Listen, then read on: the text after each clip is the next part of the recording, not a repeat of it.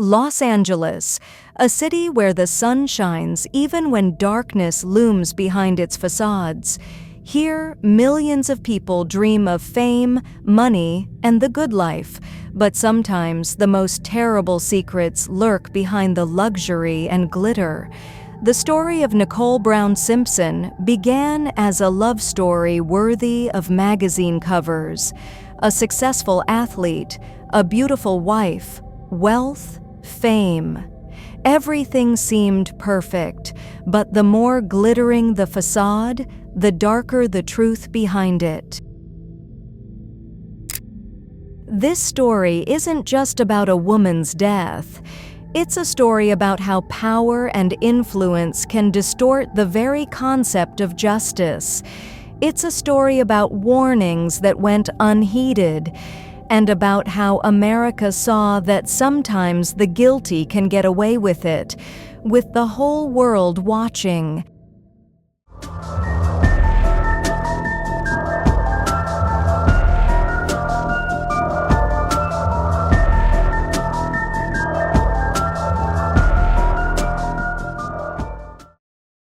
Nicole Brown was born in Germany but grew up in sunny California.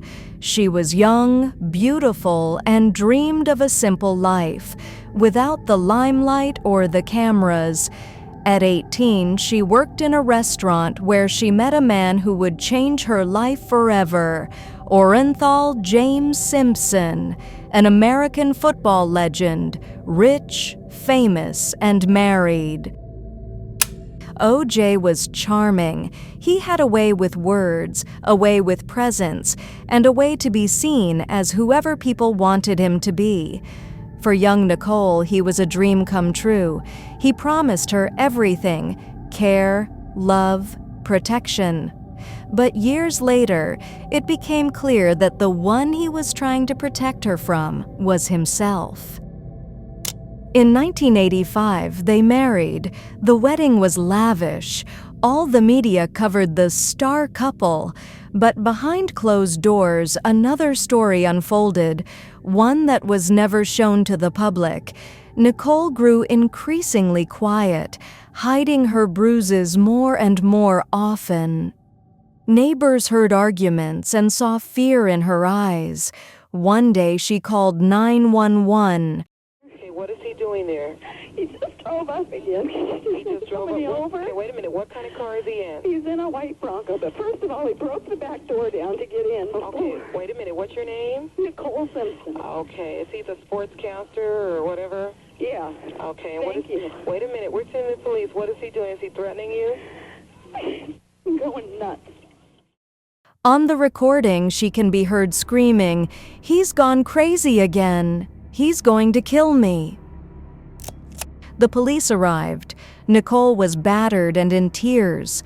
OJ was calm and confident. He smiled and said, "We just had a fight." He received probation and a fine, no arrest, no trial. After all, he was a national hero. From then on, Nicole realized that even if she were killed, no one would take her side. In 1992, Nicole decided to leave. Her divorce from Simpson was a liberation for her, but only briefly. He had no intention of letting her go.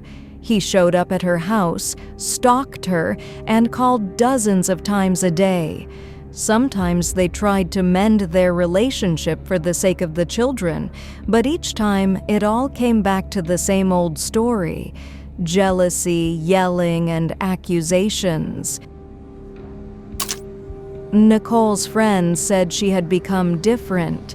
She was afraid of the night, afraid of footsteps outside the window, even afraid of phone calls. She once told a friend, "If something happens to me, know that it's him." This phrase sounded like a prediction that would literally come true 2 years later. June 12, 1994, was an ordinary summer evening in Brentwood. Nicole was dining at Mezzaluna with her family. A waiter named Ron Goldman, a friend of Nicole's, was working there.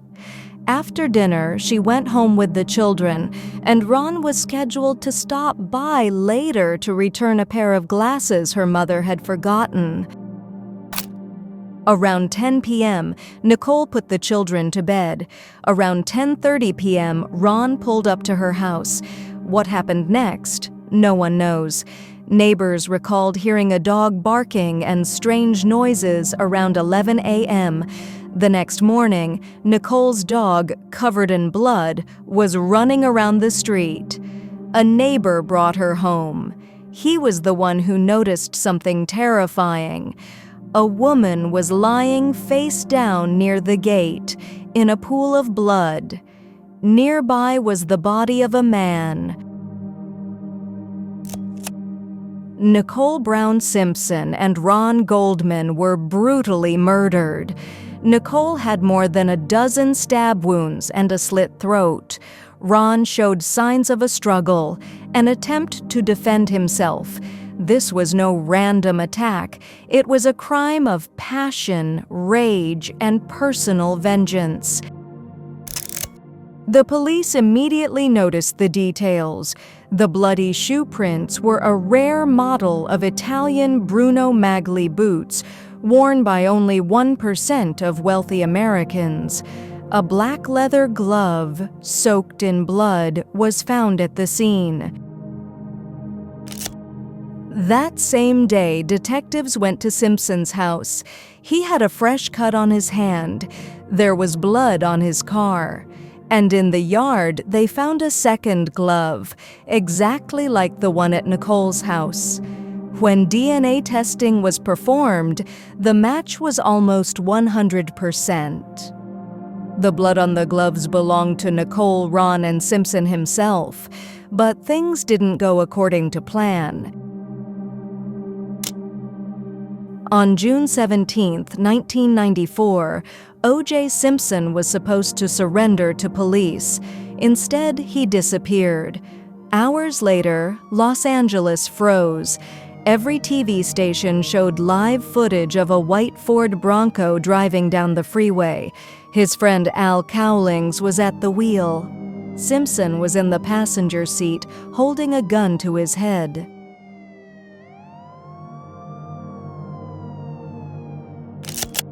More than 90 million people watched the chase live. People took to the streets, waving signs, "Run, OJ, run!" The police didn't fire. It all ended at Simpson's home.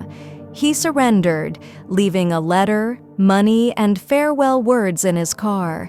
Many thought he was planning to commit suicide.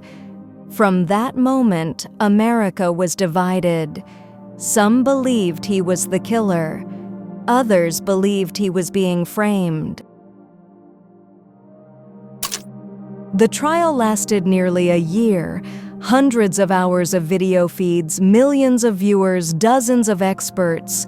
Prosecutors were confident they had everything: DNA, motive, blood traces, the glove. But the defense had a different strategy: to make a spectacle out of the case. The legal team, nicknamed the Dream Team, attacked not the evidence, but the system. They claimed the police had planted evidence. That investigator, Mark Furman, was a racist and a fabricator. They undermined the credibility of the investigation. All right, good afternoon, Detective. Good afternoon, Your Honor. You're reminded, sir, that you were still under oath. Mr. Ullman, you may proceed. The climax came when Simpson put on that bloody glove in the courtroom. It didn't fit. This was enough to raise doubts. Defense attorney Johnny Cochran's phrase became legendary: "If it doesn't fit, you must acquit." The prosecutors were confident the trial was governed by logic, but they failed to understand that it was now governed by the laws of television and emotion.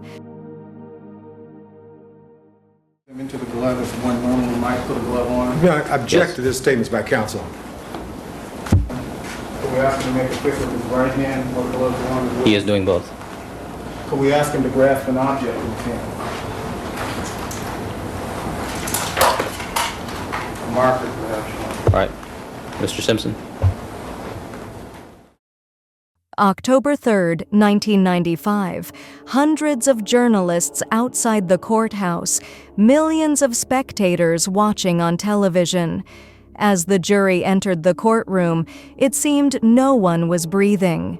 O.J. Simpson stood, staring straight ahead.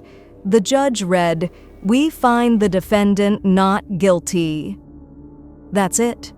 Tears of joy from his supporters, shock and rage from Nicole and Ron's family. America erupted in controversy. For some, it was a triumph of justice and a symbol of the fight against police brutality. For others, a mockery of the law. How could a man with so much evidence against him walk free? After his acquittal, Simpson was never the same. His endorsement deals were canceled and his fans turned their backs on him, but he continued to live lavishly, throwing parties and giving interviews as if nothing had happened. In 1997, a civil court found him liable for the deaths of Nicole and Ron. It wasn't a criminal case, just monetary compensation. The court ordered him to pay $33.5 million, but the families never saw most of that money. Years later, Simpson was jailed again for a different crime, armed robbery. But that had nothing to do with Nicole's case. Nevertheless, in the eyes of millions, he was already guilty, not by law, but by conscience. Decades have passed, but Nicole Brown Simpson's name has not been forgotten. Her house was sold, her address changed to erase the trace of the tragedy. But the memory lingers. Every year, flowers and notes are left at the gates of her former home. People come not simply to remember, but to remind us that behind famous names often hide those who are afraid to speak. Nicole's story became a symbol of domestic violence, neglect, and injustice. She called the police.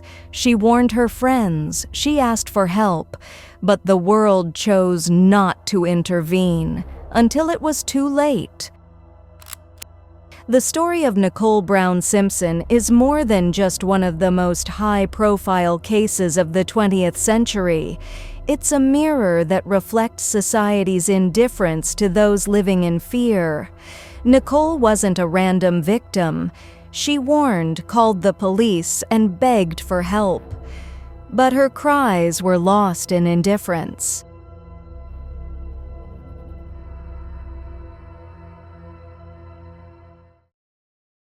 When the truth finally came to light, it was too late. This story reminds us, even amid the glitter of Hollywood, behind the walls of luxurious homes, there can be horrors no one wants to face. And while the law can acquit the guilty, conscience never can. Don't let Nicole be forgotten. Subscribe to the channel to learn more stories that are kept quiet.